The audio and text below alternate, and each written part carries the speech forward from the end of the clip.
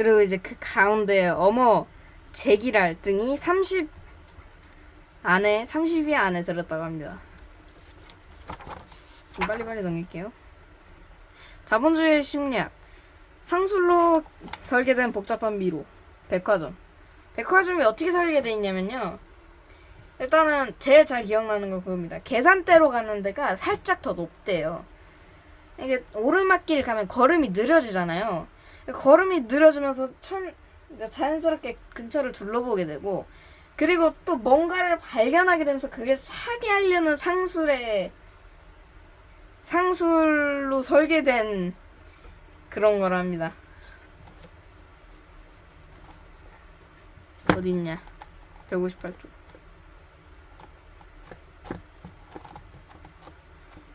제가 몇 개를 건너뛰어가지고 아직도 읽을 게 많아요. 그리고 이제 처음에 이제 어떻게 돼 있냐면요. 유리랑 거울이 많아요. 그러면은 누가 거울 앞에를 지나갈 때면 무의식적으로 자신의 거울에 비친 자신의 모습을 좀 보려고 하면서 좀 느려진다고 합니다. 그러면 이제 그래가지고 거울 앞에 선 사람은 그냥 스쳐 지나갈 수 있는 주위 진열대에 자연스럽게 시선을 뺏기게 되고 그걸 살려 하는 상술이죠. 그리고 이제 벽시계와 창문이 없어요. 왜냐면은 시간 가는 줄 모르게 하려고 하고 있다가 30분 넘었네 그냥 가면은 좀 뭔가 돈이 좀 없을 거 아니에요, 수익이. 그래가지고 이제 창문이랑 시계가 없다고 합니다.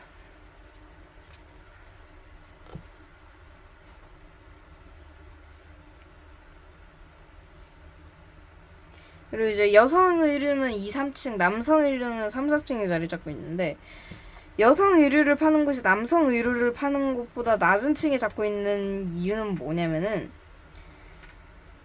남성들은 필요한 물건이 있을 때 백화점을 찾는 경우가 많고, 윈도우 쇼핑을 그다지 즐기진 않는데요. 그냥 바로 나가고 필요한 물건을 구입할 때. 그래서 아무리 높은 층에 있어도 그다지 영향을 받지 않고 그냥 갔다 와서 사면 그만이에요. 근데 여성들은 남성들에 비해 쇼핑을 되게 즐긴대요. 막 옷도 사고 그러고 그래가지고 그 쇼핑 자체를 즐기려는 경향이 더 강하기 때문에 여성용품을 좀 낮은 층에 진열해 놨다고 합니다. 이것도 다 상술이죠. 그리고 이제 2, 3층에 이 여성 의류 매장에는 간이 의자가 하나둘씩 배치되어 있는데, 그게 왜냐면은 남자친구와 함께 쇼핑을 해본 한 여성이면 좀 계속 고르려고 하면은 대충 고르고 빨리 가자 막 이런데요. 그래서 혼자 온 사람은 5분 정도 쇼핑을 하고, 다른 여자 친구를, 그러니까 여자가 다른 여자 친구를 동반하는 경우는 8분 15초 정도가 평균이라는데, 남자를 동반하면은 4분 40초로 이제 줄어든다 합니다. 그래가지고 옷을 입어보고 그럴 때 앉아있을 수 있게, 쇼핑 시간이 더 길어지게 그러는 상술이라 합니다. 참 대단하죠? 자, 그 다음 교통의 물리학입니다. 복잡한 도로에서는 차선을 바꾸지 마라. 그게 저도 이제 예전에 어디 놀러 갈 때 아빠 차 타고 있는데 차선이 되게 막혔거든요. 그래서 와, 너무 느린데 옆 차선은 왜 이렇게 빨리 가지 이랬는데, 그게요, 그 약간 착시래요. 뭔가 그래가지고 이제 옆 차선으로 비켜 지나가면은 뭔가 자기가 있던 차선이 좀 더 빨라. 그러니까 왜 그러냐면 그냥 옆 차선이 남의 떡이 더 커 보인다잖아요. 그래서 옆 차선이 더 빨라 보이는데 사실 자기 차선이 더 빠른데 옆 차선이 빠르다고 생각하는 경우가 다반수로 합니다. 그래서 저 타선을 바꾸지 마시길. 저는 운전 안 하지만. 예. 자, 그 다음에 진짜 재밌는 거 있어요. 크리스마스 물리학. 산타클로스가 하루 만에 돌긴 너무 큰 시고. 이거 하기 전에 일단은 산타클로스 믿으시는 분은 좀 나가주는 게 아니라 이거는 일단 좀 넘겨주시고요. 아마 엄마가 편집할 때 어떻게 좀 해주겠죠 뭐. 어쨌든 어딨냐. 있다. 자, 산타클로스가 없는 이유. 여기 다음.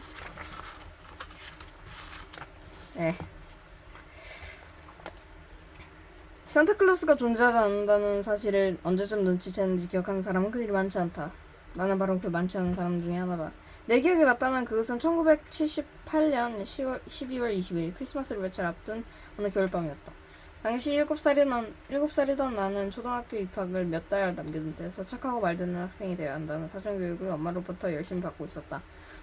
12월이 다가오자 엄마는 그 사전교육의 일환으로 착한 어린이에게만 산타클로스 할아버지가 선물을 주신단다 하고 강조하셨고, 크리스마스 아침에 책가방과 학용품을 선물로 내놓을 만반의 준비까지 하고 있었다. 그런데 12월 20일 저녁 애물단지 같은 TV가 웬수였다. 웬 가족이 온 가족이 둘러앉아 쇼 프로그램을 보고 있는데 사회자가 가족에게 이렇게 묻는 것이 아닌가. 뭐뭐뭐 씨는 산타클로스가 없다는 걸 몇 살 때 하셨어요? 온 가족이 보는 TV 프로그램에서 이런 질문을 든 사회자의 심리를 나는 아직도 이해하지 못하겠다. 처음부터 산타클로스가 있다는 얘기를 말던가, 한쪽에서 산타클로스가 있다고 떠들면서 돌아서서 이런 질문을 해대는 저희가 뭘까? 뒤이은 가수의 대답이 결정타를 냈다. 저희 시골에 살아가지고 산타클로스의 산자도 몰랐죠. 하지만 요즘 우리 애들은 제가 열심히 선물을 챙겨줘서 아직도 산타클로스 할아버지가 있는 줄 알아요. 한동안 한순간 거실에 긴장감이 맴돌았고 내 눈치를 보는 엄마 아빠의 따가운 시선이 느껴졌다. 그래서 결국에 안 믿는다, 그러니까 모른다고 연기를 해서 그 앞으로도 선물을 계속 받았다고 합니다. 자, 유니세프가 조사한 통계에 따르면 18세 이하 청소년은 전 세계적으로 21억 명에 달한다고 한다. 같은 자료에 따르면 2007년은 약 22억 명. 그 중에서 크리스마스를 기념하지 않는 이슬람교, 힌두교, 불교, 유대교를 믿는 어린이를 제외하면 약 4억 명의 어린이가 산타클로스의 기용국이 된다. 산타클로스에게 주어진 시간은 크리스마스 이브 단 하룻밤뿐. 지구의 자전을 고려해 지구 자전의 반대 방향으로 이동하면서 선물을 나누어 줄 경우 약 31시간을 확보할 수 있다. 31시간 동안 약 1억 6천만 가정을 방문하려면 1초에 1434가구를 방문해야 한다. 다시 말해 0.0007초 만에 지붕 근처에 썰매를 주차시키고 굴뚝을 통해 집으로 들어가 선물을 놓고 다시 나와 다른 집으로 이동해야 한다. 집과 집 사이를 이동하는데도 가히 천문학적인 속도가 필요하다. 반지름 6,400km의 지구 표면적은 5억 1천만 제곱킬로미터. 그중 29%만이 땅이므로 지표면의 면적은 1억 5천만 제곱킬로미터가 된다. 집들이 균일하게 분포했다고 가정하면 집과 집 사이의 평균 거리는 약 1km 떨어져 있다고 볼 수 있다. 1km씩 떨어진 1억 6천만 가정을 31시간 동안 쉬지 않고 방문하려면 초속 1434km로 달려야 한다. 굴뚝을 타고 내려가 선물을 나눠주는데 걸리는 시간을 제외하고도 말이다. 이것은 소리가 전달되는 속도의 무려 4,218배, 즉 마하 4,218의 속도다. 사슴이 달리는 속도가 보통 시속 20km 정도라고 하니 루돌프는 보통 사슴이 달리는 속도보다 26만 배나 빠른 속도로 크리스마스 이브에 밤하늘을 질주해야 한다. 그래서 다행인 것은 광속을 넘지 않는다는 것. 상대성 이론을 위협하는 속도는 아니라는데 만족해야 될 것 같다. 이거를 이렇게 너무 수준 높게 팩트를 아니니까 너무 재밌더라고요, 이거. 그러나 실제로 산타클로스 썰매가 마하 4218 속도로 달린다면 크리스마스 이브 저녁은 결코 평화롭지 못할 것이다. 썰매가 음속보다 빠르게 질주하면 썰매가 만들어지는 공기의 압력파를 썰매 스스로가 앞질러 가면서 충격파라는 소닉붐이죠. 충격파라는 시끄러운 소리를 만들기 때문에 우리는 밤새 천둥 소리에 시달려야만 한다.